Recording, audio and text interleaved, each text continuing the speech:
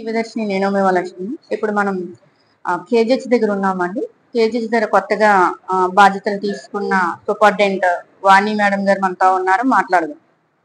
నిన్ననే సిబ్బంది అందరికీ ఒక విషయమే చూపిస్తుంది.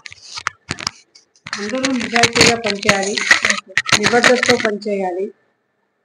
ఈ హాస్పిటల్కి ఆల్రెడీ 100 ఏళ్ల చరిత్ర ఉంది.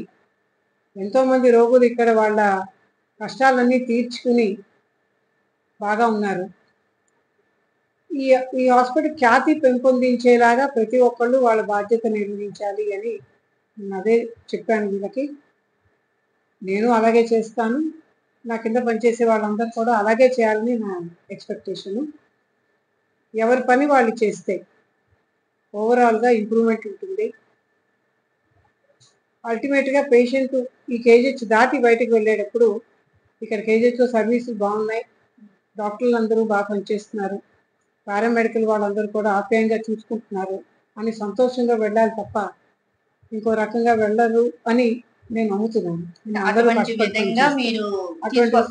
అటువంటి విధంగా సిబ్బంది అందరూ కూడా నిబద్ధతతో పనిచేయాలని, ఇష్టంగా పనిచేయాలని, అల్టిమేట్గా అంటే రోగులు ఇక్కడి నుంచి హ్యాపీగా వెళ్తేనే మాకు కూడా ఆనందం. అదొక్కటే అనుకుంటున్నాను ప్రస్తుతానికైతే. ఇంకా లాంగ్ టర్మ్ టార్గెట్స్ ఉన్నాయి. ఇది వెంటనే చూసే టార్గెట్. లాంగ్ టర్మ్ టార్గెట్స్ ఏంటంటే ఇది కొంచెం బిల్డింగ్స్ అన్ని పాతబడిపోయి ఉన్నాయి, కొన్ని ఇబ్బందులు ఉన్నాయి.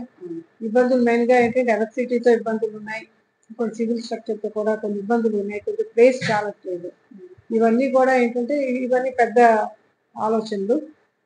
వీటన్నిటికీ గవర్నమెంట్ సహకారం కూడా కావాలి.